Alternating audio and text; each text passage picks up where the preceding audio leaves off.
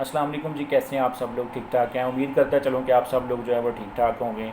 और as usual मेरा नाम जो है वो तैयब अज़हर एडवोकेट है। फैसलाबाद में प्रैक्टिस करता हूँ, जड़ांवाला में भी प्रैक्टिस करता हूँ, लाहौर भी आना जाना होता रहता है, हाई कोर्ट में भी।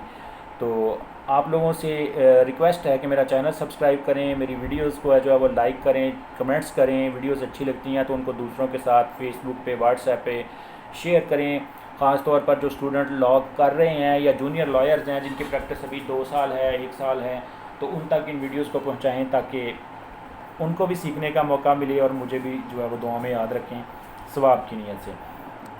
तो चंद गुजारिशात आपके साथ करते हैं। अक्सर फ़ोन आते हैं कि घरेलू मामला जो है वो बहुत ज़्यादा हैं। आज जो टॉपिक मैंने आप लोगों से बात करने के लिए चूज़ किया है वो ये है कि खुला, उसके अलावा आपका जो है सूट फॉर मेंटेनेंस, बच्चों का ख़र्चा या मिसेज का ख़र्चे का दावा है। उसके अलावा डॉरी आर्टिकल्स का या डावर का जो सूट है उसके लिए दावा करने के लिए किन किन चीज़ों की एक ख़ातून को ज़रूरत पड़ती है।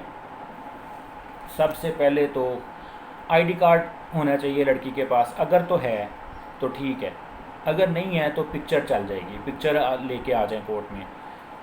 उसके अलावा सामान जहेज़ का दावा करना है, एक लिस्ट बनाएं, बढ़ा चढ़ा के लिस्ट बनाएं, क्योंकि आमतौर पर कोर्ट्स में यही ट्रेंड है, यही चलता है। और कोर्ट्स ने ये प्रिज्यूम भी कर लिया कि औरत जो है वो झूठ बोलती है सामान जहेज़ के मुकाबले में। तो अगर आप सच्ची लिस्ट बना के देंगे तो उसमें से 30 या 40% जो है वो आपका सामान जहेज़ काट दिया जाएगा।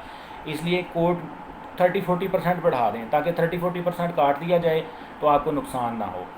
और ख़ास तौर पर पेरिशेबल चीज़ें जो हैं उनका लिस्ट में अंदराज कम करें। जिस तरह पेरिशेबल हैं, कंघियाँ हैं, छोटे चम्मच हैं, प्लास्टिक के बर्तन हैं, लोटा है, इसके अलावा पंखा है छोटा मोटा, इसके अलावा और कोई इलेक्ट्रॉनिक्स की छोटी छोटी चीज़ें हैं, डिवाइसेस हैं, जिस तरह कोई मोबाइल लिख देना, कोई टेप लिख देना, कोई रिकॉर्डिंग डिवाइस लिख देना। इसके कुछ चीज़ें जो पेरिशेबल हैं, with the passage of the time जो ख़राब हो जाती हैं, गुलदस्ते हैं। जो पेरिशेबल वर्ड से आप लोगों को समझ आ जानी चाहिए कि जो चीज़ें ख़राब होने वाली हैं ये रेगुलर यूज़ की चीज़ें हैं। जिस तरह एयर कूलर हो गया पानी वाले, खाना खाने के लिए कोई बर्तन हो गए थोड़ी मोटी तादाद में अगर आपने लिखे, ये पेरिशेबल चीज़ें। कपड़े, आपने लड़के को 12 सूट दिए थे, कोट दिए थे, पैंट्स दी थी, गिफ्ट दिया था आपने, लड़की वालों ने लड़के को कोई रिंग पहना दी थी, अंगूठी पहना दी थी, तो इस तरह की चीज़ें नहीं मिलती। इसलिए पेरिशेबल चीज़ें, इनको लिस्ट को बढ़ा चढ़ा के लिखने की ज़रूरत नहीं है। इन चीज़ों को जूते दिए, लड़के को घड़ी दी है, ग्लासेस दिए हैं, कुटाई दी है, स्टड दिए हैं, ये रेगुलर यूज़ की चीज़ें। ये पेरिशेबल चीज़ें with the passage of time जो है ना वो इनकी वैल्यू घटती है, ख़राब हो जाते हैं। ये इन चीज़ों को जो है वो कोर्ट वापस नहीं देती। और ये भी होल्ड कर दिया गया सुप्रीम कोर्ट के मुख्तलिफ फैसला जात में कि जो जेवर है वो औरत अपने पास रखती है।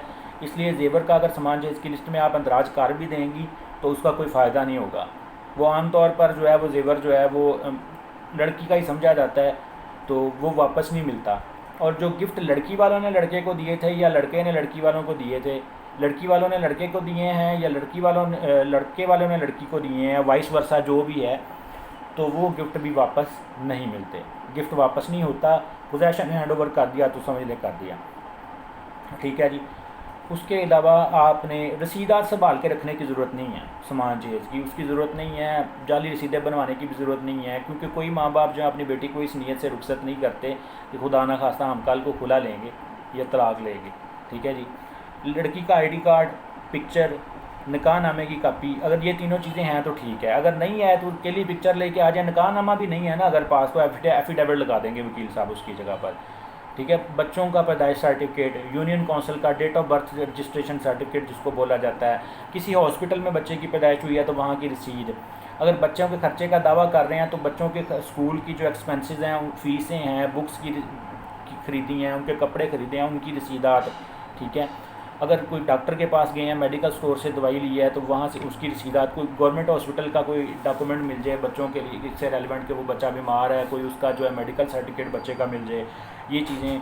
इसके अलावा बेफाम जो है वो बच्चों का नादरा का रेलिवेंट जो है वो रिकॉर्ड अगर कोई और मिल जाए, तो इस तरह ये चीज़ें हैं जो आप लोगों को जो है सामान जहेज़, खुला और बच्चों के ख़र्चे का दावा करने के लिए चाहिए होगी। इसके अलावा जो मोस्ट इम्पोर्टेंट थिंग है वो सोर्स ऑफ इनकम शो करना है फादर का या हस्बैंड का। तो उसके लिए उसकी सैलरी स्लिप या गवर्नमेंट डिपार्टमेंट में जहाँ वो जॉब करता है उसका कार्ड या उसकी तस्वीरें विद यूनिफॉर्म जो है, ये चीज़ें अगर आप कोर्ट को प्रोवाइड कर देंगे तो आपको खर्चा मैक्सिमम जो है वो मिल जाता है। या हस्बैंड के नाम पे या फादर जो है बच्चों का, उसके नाम पे कोई रजिस्ट्री हो, कोई फ़र्द हो, कोई जमाबंदी हो, कोई उसकी बैंक स्टेटमेंट मिल जाए, बैंक का अकाउंट नंबर मिल जाए, कोर्ट रिकॉर्ड तलब करके देख लेगी। उसके अलावा उसकी कोई गाड़ी की कापी मिल जाए, उसके नाम पे कोई गाड़ी हो, या उसकी टैक्स रिटर्न जो वो जमा करवाता है उनकी कापियाँ मिल जाएं। इस तरह की चीज़ें मिल जाएं जिससे शो हो कि वो बंदा जो है वो अच्छा जो है वो सोर्स ऑफ इनकम रखने वाला बंदा है, उसके पास पैसे हैं, प्रॉपर्टी है, तो आपको जो है वो अच्छा रिलीफ कोर्ट जो है वो दे देगी। उम्मीद है कि मेरी वीडियो से आपने कुछ ना कुछ सीखा होगा। तो दुआ में याद रखिएगा, इस चैनल को सब्सक्राइब करें, दूसरों के साथ शेयर करें। जज़ाकल्लाह। अस्सलाम वालेकुम।